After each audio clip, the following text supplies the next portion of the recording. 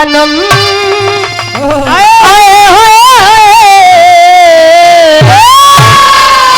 अरे जानम जरा इसी आग में, अरे जानम जरा इसी आग में, अरे खुद को जला के दे। जानम जरा इसी आग में, खुद को जला के दे। जानम जरा इसी आग में, खुद को जला के दे। जानम जरा इसी आग में, जानम जरा इसी आग में खुद को जला के देख।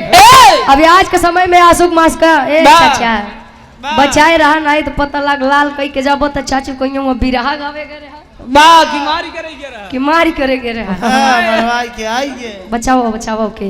लेकिन वीर चाहे तब के हो, वीर चाहे आज के हो, हमारे देश के वीर ही हैं जो सरहद पे जाते हैं और उनकी वजह से हम आप लोग ऐसो आराम से जिंदगी व्यतीत करते हैं, सुरक्षित है। तो वीर चाहे तब के हो चाहे आज के हो, उनके खातिर एक लाइन का बिजली का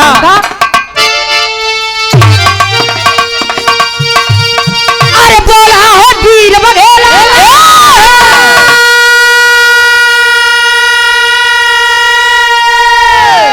अरे बोला है वीर बघेला, अरे झंडा हिला के दे। अरे बोला है वीर बघेला, अरे झंडा हिला के दे। अरे हट जाएगा समर से, अरे हट जाएगा समर से, अरे पंजा मिला के दे।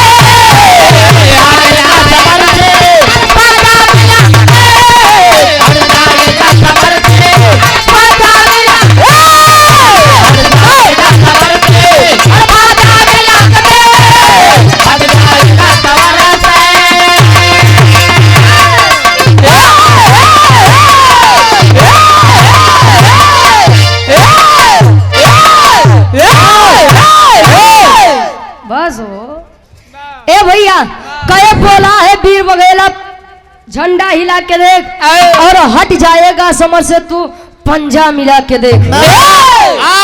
10 कुकुरन लाइक के टहरबा, अब बड़का मर्द बनबा, मर्द होबा तो सामने से वार करबा, अब पीछे से जवार करत है ओके का कहते आते। आप लोग विचार करो कि मर्द है ए भैया ई तमाला बीरन खातिर हमरे बिरहा के कहानी के शुरुआत कवि जी जौहरी छंद से लिखते हैं। कैसे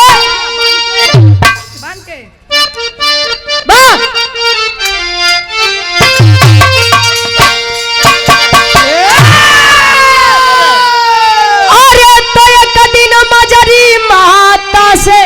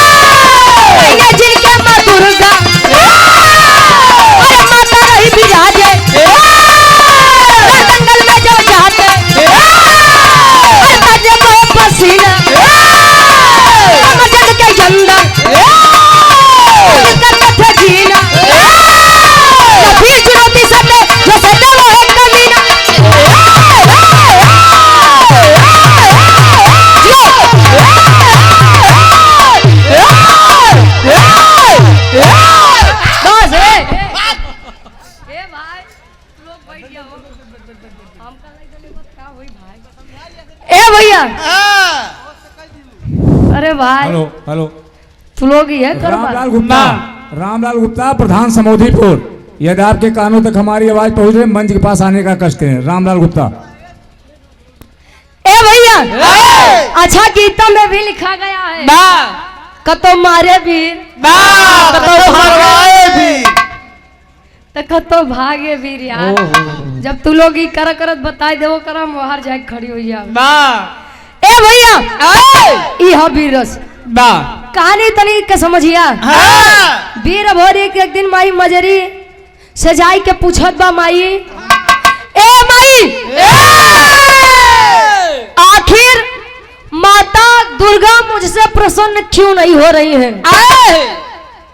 आखिर मेरे पिताजी भी तो उनके बहुत बड़े भक्त थे। मैं बेटा ये बात हमसे काहे इजाई के माई दुर्गा से पूछ। माई दुर्गा के पास आया और विचार कर लिया तो आज बिना पूछे जाई बना बैठ गया।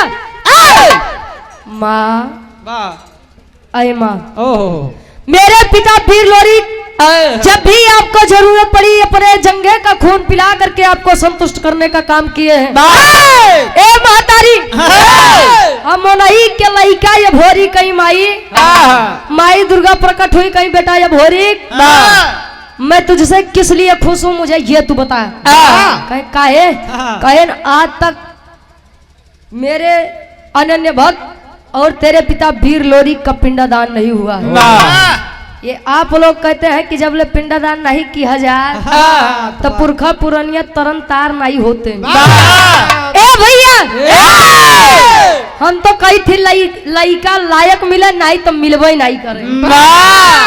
लड़का सपूत मिले नहीं तो मिलवे न करे। अब तू पता लगे पूरी जिंदगी इज्जत बनाए बाटा बुढ़ौती पे तोहार लोग चरण छुअत है और लड़का तोहार ये काम करे। गंगा जमुना सरस्वती ने वीर चंद गुप्ता जी सदरेपुर से लड़का के नाना है। कौन लड़का? अरे ओकत हमहू जानते अपने नातिक नाना होबा बेटवा बबुआ होबत। ए भैया ये हमारे गार्जियन जी के द्वारा 100 रुपए आशीर्वाद के चारे कि हम अपनी कला में कामयाब रहे।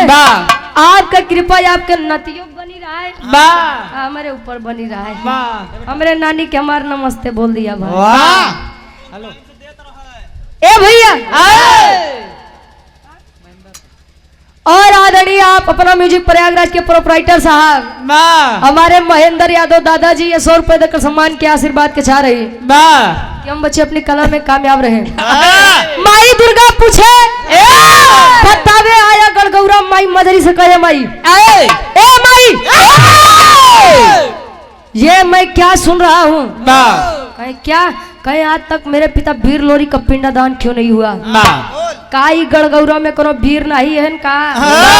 कहे बेटा वीर तो है लेकिन पिंडदान और तारन तार हमेशा उनका वंश ही करता है। ए लइका हम तोरे बाबू का तो खोई दे बेटवा लेकिन हम तो का अपने से अलग नहीं हुई दे। बेटा कोनो बात बका कहानी यार से हमार तनी सब मोड़ ले। कहे पिपरी के राजा सुरपति पिपरी के राजा सुरपति बेटा जो भी पिंडदान करने आता है उससे युद्ध करना पड़ता है और इस बात का प्रमाण है कि आज तक सुरपति से युद्ध में कोई नहीं जीता है। ए भैया कोई नहीं जीता। गौरी शंकर शुक्ला जी 151 रुपए देकर सम्मान किए आशीर्वाद के चाह रही कि हम बच्चे अपनी कला में कामयाब रहे। गुरु जी के चरणों में पहले की प्रणाम स्वीकार हो।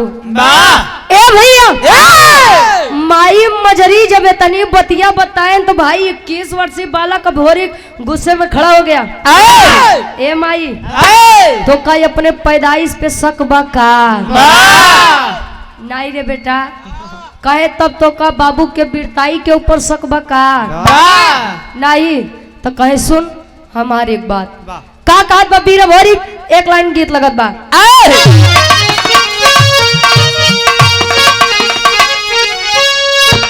आरे त झूलनी पे उड़ानी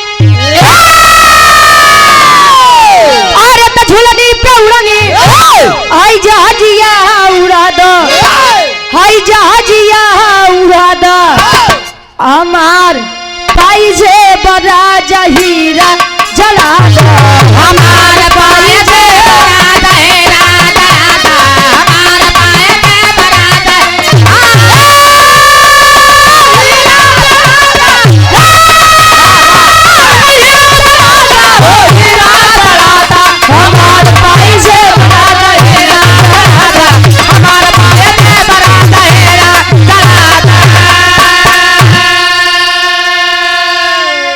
लेकिन वीर भोरी कहत बा और त वीरताई के हमरे और वीरताई के हमरे तिलकिया लगावा हाय तिलकिया लगावा हमार माई हमके रण में पठावा हमार माई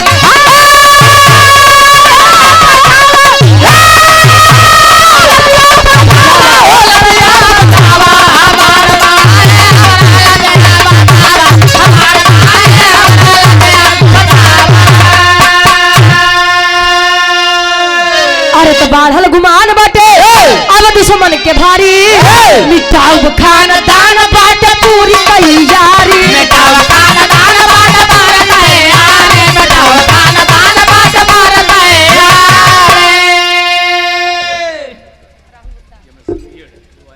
एमएससी बीएड है हमारे धर्म के बड़े भैया राहुल गुप्ता जी आई हमारे डॉक्टर चाचा के लड़का है शर्म के कारण आदरणीय हमारे बड़े भैया जी के द्वारा 101 रुपया आशीर्वाद के चाह रही अम्माई भगवती के कृपा आप पर बनी रहे प्रगति के मोड़ पर परस्पर आप आगे बढ़ते रहे। हाँ बस बस कांडे का रूप ले ले हाँ बस अच्छा सामाजिक चला ई वाला ठीक ठीक ठीक ठीक ठीक भैया हम भी रस गाय देता ही कांड हमारे चाचा गाय दिए हैं अब फिर सामाजिक कांड हम दोबारा गाय दे पहले मौके के बात हो जाए अब मौके के साथ साथ ही इतिहास है इतिहास बोलता है ए भैया आवत नहीं से कहानी समझ में आवत बना समझबा तो समझे